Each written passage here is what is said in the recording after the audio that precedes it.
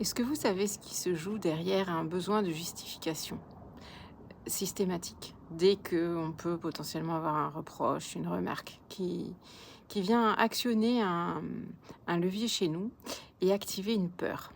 Et cette peur, en fait, c'est la peur, de ne pas être parfait. Et cette croyance de «j'ai besoin» ou «je dois être parfait pour être aimé», c'est, la blessure de l'injustice. Avec vraiment cette croyance que, j'ai besoin de donner le meilleur de moi-même, j'ai besoin, d'être irréprochable, j'ai besoin, enfin le fait de potentiellement envisager décevoir quelqu'un, c'est vraiment très difficile à gérer. Hem et d'où ce besoin de se justifier. «Tu vois, je suis pas si imparfaite que ça.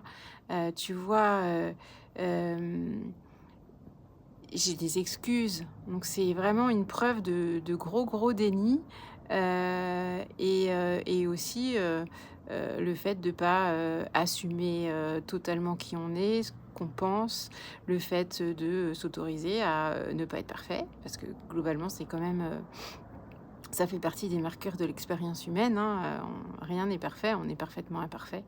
Et c'est, assumer son «je fais», comme on le fait à un moment donné, avec, ce que l'on a, qui l'on est, les émotions qui nous traversent et que se mettre, la barre vraiment très, très haute, c'est pas toujours,